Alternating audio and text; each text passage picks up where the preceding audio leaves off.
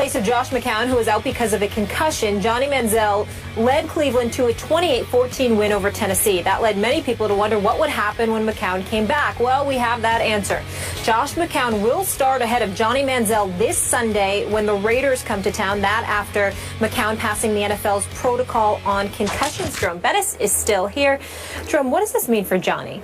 Actually, you may think I'm crazy. I think this is great for Johnny. Everybody's saying, oh, man, you know, Johnny's going back to a backup. You have to understand part of this could be a test. They want to see how are you going to respond, okay, because you're this new Johnny Manziel. How are you going to respond going back to the number 2 position after you had a good game? That's part of it, one, okay? Can he be this veteran guy that he's claiming to be now, okay, and not this young, immature football player that he's once been? So now that's part of the process, but the other part is he's still developing as a quarterback. So now what you see that the things that you've given him in the offseason, they're paying off. They're working. So let's continue to develop him, continue to work with him. He doesn't know all of the nuances of the NFL, of the quarterback position. So now you're giving him a chance, and he's watching it, and now he's going to be a lot more invested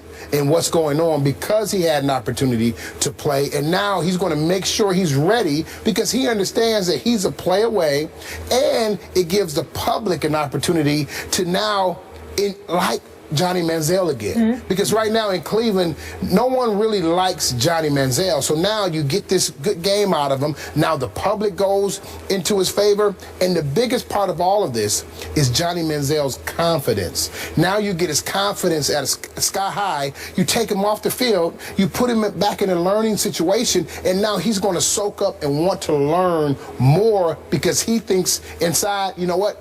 I'm ready. I know I can do this. That winning is contagious. Because at the end of last season, he said some things about, well, if I can't get better, if I can't do it, I need to find something else to do. That is a sign that there's no confidence there as a football player. So now you're building his confidence, okay? You're building his resume. You're building his fan support. You're doing all these positive things, and he's learning at the same time. And you give yourself an opportunity to bring him off the bench as a spark plug if you need him. So I think this is nothing but a positive situation for Johnny Manziel, as long as he sees it that way and still understands that he has a great opportunity to get better. You buying that? Yeah, I buy it. He has to see it as an opportunity to get better. I think he will, because I think the presence of McCown helps that. If you had a quarterback that wasn't willing to help you, that was experienced enough and wasn't willing to share those experiences with you and help guide you, to elevate you, that would be different. But the fact that you're playing behind a quarterback that's willing to do that for you, I think goes a long way to facilitating Johnny Manziel's growth. And I think as long as he sees that, he's willing to learn, because I think that, you got to remember, this would be far more difficult for him if it was the Johnny Manziel straight out of Texas A&M, who never played in the NFL, who believed he was it and who is this guy. But the fact that he struggled the way that he struggled last year, went through what he went through, plus had the off-season or off-the-field issues that he had, I think that that's humbled him to a point where somebody is gracious from just from a human perspective, as Josh McCown is. I think that helps Johnny Manziel immensely. But Jerome, back to your point about how nobody in Cleveland likes Johnny right now, I think if you left this to a fan vote, Johnny would win the starting job against the Oakland Raiders this Sunday. You disagree with that? No, I believe he possibly would, but you know, that's that one game, we love you, and then you have a bad game, and then you go back to the bottom of the heap. Look, do I think this current regime featuring Mike Pettin and Ray Farmer, do I think that they believe they have a little better chance to beat the Oakland Raiders with Josh McCown than Johnny Manziel? I believe that. I believe they would like Josh to play every game from here on out through the rest of this year, because they think Josh could save their jobs better than Johnny could save their jobs at this point in Johnny's growth. I said this to start the show, and I'm going to stick by it.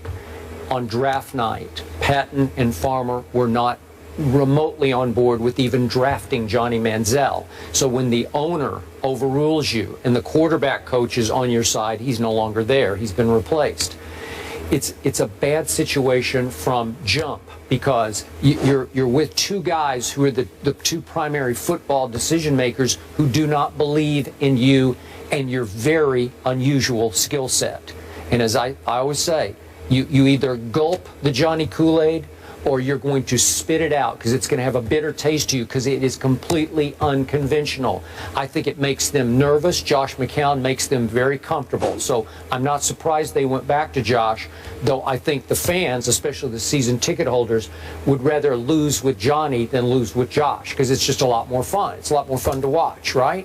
So they're doing what they need to do to save their jobs, which I don't think will get saved at all. I think this will be their last year, one and done this year. So do you think, let me ask you this question, do you think it's beneficial for Johnny Manziel to go back to the backup role?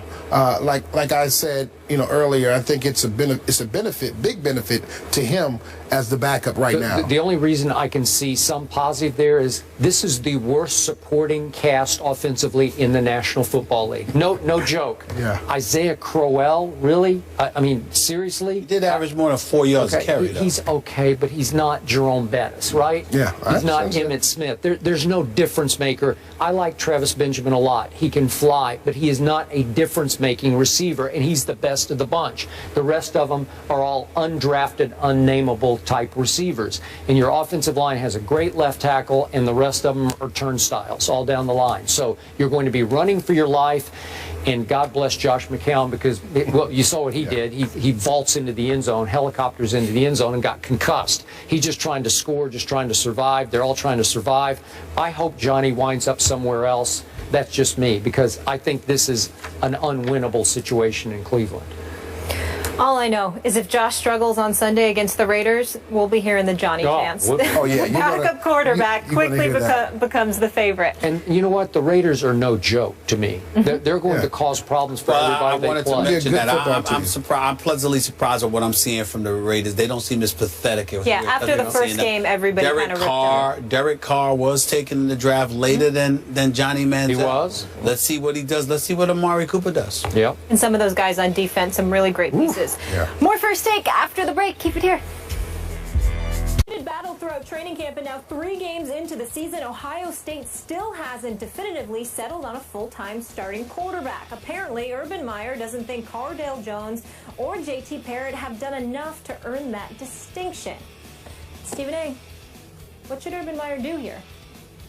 Keep Cardale Jones in the lineup. That's all. It's just that simple to me. Yeah, he wasn't that impressive. He went 4-9 through 2 interceptions. We understand that, but the entire team looked ill-prepared to play football Saturday against Northern Illinois. Let's just call it what it is. I think this particular struggle was on Urban Meyer.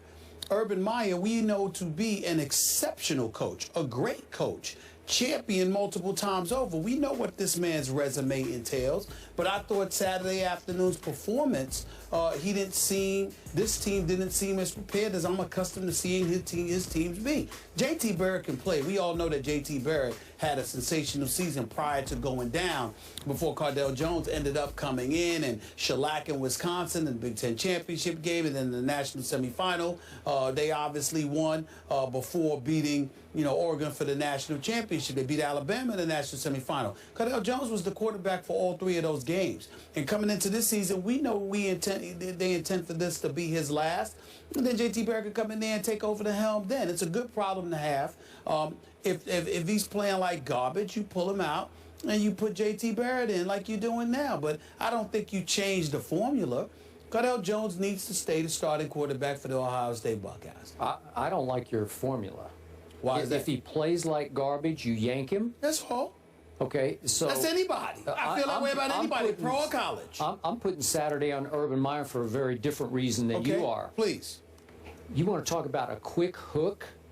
He yanked Cardale Jones, and we both agree that Cardale should be the starter. He yanked him in the second quarter after he'd thrown 9 passes, which included obviously 2 interceptions against Northern Illinois at home. You cannot do that to a quarterback. It's the hardest position, as I think you would agree with me, to play in all of sports. confidence is the utmost of the requirements, and you can't look over your shoulder thinking that your head coach is going to yank you in favor of somebody who has had a whole lot of success playing that position last year for your football team for an extended period of time in J.T. Barrett. So you have to, with conviction, go with one or the other. And if he plays light garbage into the second quarter, you have to let him play his way out of the garbage. Because I'm here to say that game ended up 20-13. If he had stuck with Cardale, I think Cardale would have figured it out and they would have won much. It would have been 30-13. Well, my retort to that, Skip Bayless, would be this. If J.T. Barrett would have started quarterback instead of Cardale Jones, and he did the same thing, then Urban Meyer would have yanked him for Cardale Jones. The reason being is that the way this situation is structured at this particular moment in time, you know, Urban Meyer had a very unique and great problem to have. Braxton Miller is a Heisman candidate. He goes down. J.T. Barrett comes in. He's playing lights out. Then he goes down. Then Cardale Jones comes in and he handles his business and delivers a national championship. Then they turn around after all of that. Okay, and what happens? What transpires? You got all three wanting to come back this year, and Braxton Miller is willing to play wide receiver. And so when you look at it from that perspective, it's clearly obvious. It's obvious and clear that Urban Meyer knows what the situation is, and so do the quarterbacks. There's no definitive one guy that you're going to leave in there no matter what. It's not because you just lost confidence in him. It's because you believe in both that much. So when one is having a relatively bad day, you can bring in the next guy because you have no doubt that they're going to be able to produce. This is not an ordinary quarterback situation. Okay, but you can't play musical quarterbacks with those two. What I'm saying to you is that Urban Meyer clearly walked into this season with that idea in mind, and they all knew that was going to be the MO because of their situation. It was very unique. So because of their situation, both of them knew at any given moment you could be yanked in favor of the other. Cardale Jones is just there trying to learn how to be a better quarterback to elevate himself to the next level. And J.T. Barrett is trying to make sure that he continues to build off of last season. Under normal circumstances, you're absolutely right. I'm just sitting there and saying that this is an extreme aberration. This is not normal. And both quarterbacks understood that, and Urban Meyer understood that. Okay, if he had given the ball to Ezekiel Elliott more, this wouldn't have even been an issue. Okay, but after the game, I think Urban Meyer even came to the conclusion he had messed this one up. He said after the game, maybe I should pick one. And I define picking one the way he's saying it, and he's going to do it today, as picking and sticking. Where once he names, if it's Cardale, I hope it is for his sake, he will stick with it. He won't have a short leash the way he did. Maybe the leash was too shorter. Maybe it was. Maybe it was too short, but I do understand the situation. Well, we'll find out later today, and they host Western Michigan Saturday at the Shoe. Looking forward to seeing that game. Cam Chancellor is returning to the Legion of Boom, and our Hall of Famer Jerome Bettis is returning to the desk to offer his thoughts on a big addition to the Hawks defense. That's coming up.